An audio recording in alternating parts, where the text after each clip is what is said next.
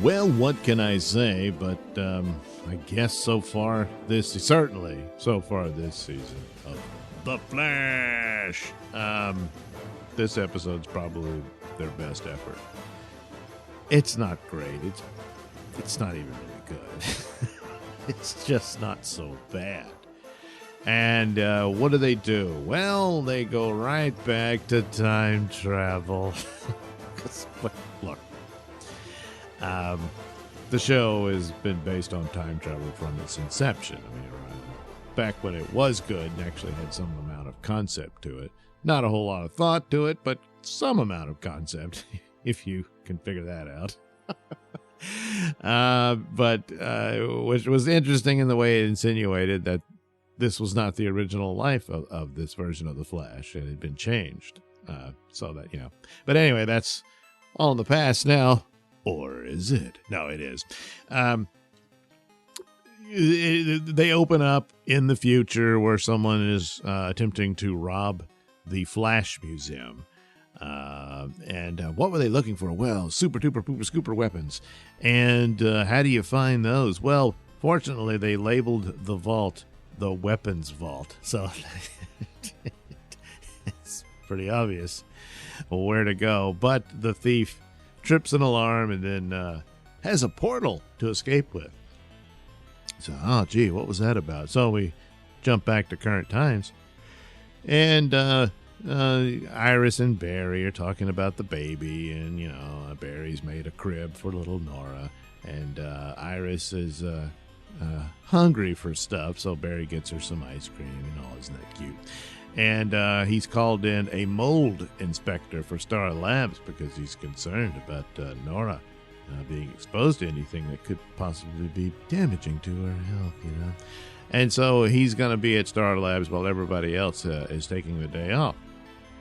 He goes there to meet with this inspector, but the inspector is not alone. There's a whole bunch of inspectors. He's like, hey, well, what's all this? And they say, well, when you ask for a mold inspection, this triggered the other inspections that come along with it. And turns out they haven't had an inspection since the beginning of the series, which seems highly unlikely. As cities are wont to do. But anyway, well, okay, fine. And right off the bat, there's a clue about this group of people as they begin their inspection. So you got the mold guy who's a bit of an idiot. You've got, I don't know what the other ones were supposed to do. But one of them is this Asian woman who says, hey, let me go check where the electrical thing is. And he said, you mean the breaker box?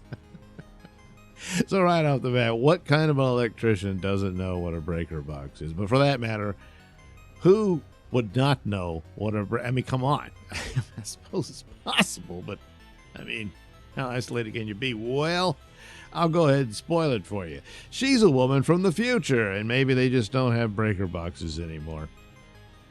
But there's your clue. They set up a scenario kind of like an Agatha Christie murder mystery type thing, except there's no murder, really. Just a theft. Which is, oh boy, they didn't get the memo how Agatha Christie's been canceled because sensitivity readers have to rewrite her books because sometimes she referred to people as natives and they need to be referred to as locals. Oh, Agatha. But that's another story. So anyway, that's the template they use here for this time travel thing where they borrow from Doctor Who in time loops. So not exactly. It's just they can't get out of Star Labs. They tried to, Barry says, oh, let me show you where the breaker box is. And they go down the hall. Yes, the same hall they always go down and have conversations about their feelings and stuff. But now it's utilized for something interesting, at least, for the purposes of this episode. No matter where they go, they end up right back in the speed lab. That was a thing, too. He says, I'll show you where the speed lab is. And they go there, and the main guy is like, what do you need a speed lab for?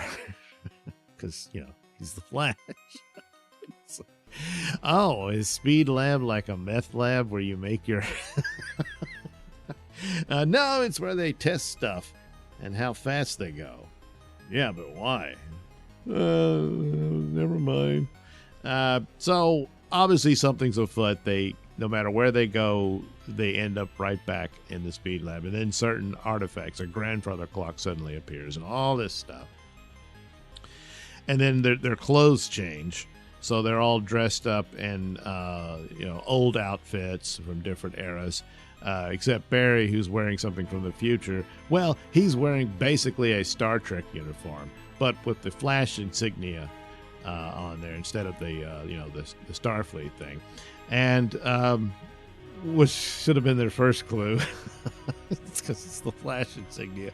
But, the way things are going with Star Trek, once Grant Gustin's done with this show, maybe they could cast him as a Starfleet officer. But, God, hasn't he suffered enough? I mean, at least the Flash was good at one point and had some good shows for what it was, But, the poor bastard, how much he would suffer. So never mind. I'm sorry. I shouldn't have mentioned it. So anyway, eventually he just has to spill the beans and says, "Look, I'm the Flash, but even with my speed, I can't get us out of here." Anyway, they begin to suspect one another, and that's the Agatha Christie part. And of course, one of them is the thief. And yes, it was the one they say, "Hey, she didn't know what a breaker box was." There you go. That's the one. And sure enough, she was. So then she reveals herself, and she's Lady Kronos. Now, there is a Kronos in DC Comics. I don't know if they've done a Lady. They may have. Maybe she's his daughter or something. They don't really mention any of that here. And hell, maybe they did Kronos in this show, and it was a bad show, and I blanked on it. But that's the deal with her. And basically all they do, they give her a cloak, hooded cloak, and a black cat suit, and they paint a clock on her face. So, good enough, Oh, and she has a Gandalf staff with the time element that she stole from the Flash Museum. So she had to come back in time and set it up so that she could get into the vault in the future, which is what she did, but that caused all the problems. Especially since there's been a lot of time travel at Star Labs, so she was messing with forces she didn't understand. And so that's the predicament they're in. And of course, they had to learn to work together. And plus the other people, well, they all got wiped out. It's okay because time was undone and they came back and never experienced any of that, so they don't remember who the Flash is and all that stuff. So, it works out. But they kept being replaced with statues. Yeah. But, whatever. It was undone, so they came back, and they just assumed Lady Kronos. She says, I'm going to go to prison if I do this. And at least you'll be alive. And she's like, oh, yeah. So she does it, and I guess she got caught and went to prison. They didn't show that part, but anyway, there you go. As for your soap opera aspects of feelings, Chester, during a game of Scrabble with Allegra, tells her he loves her. Well, this upset her greatly because, someone tells you they love you, you need to punish them for it. So he's like, "I'm an idiot," and runs away and cries. And Cecil's like, "What the hell's going on here?" And she says, "I'm scared because everyone I loved gets hurt or has died." And they show flashbacks of, her sister dying and Nash dying. Although he came back as pariah, didn't he? I mean, yeah, whatever. Anyway, so she's scared. And Cecil's like, "Girl, life's about pooping and getting off the pot." Or poop or get off the pot. She didn't say that. She didn't put it that way. She was much nicer about it. But so she decides to go tell Chester she loves him too. Yeah.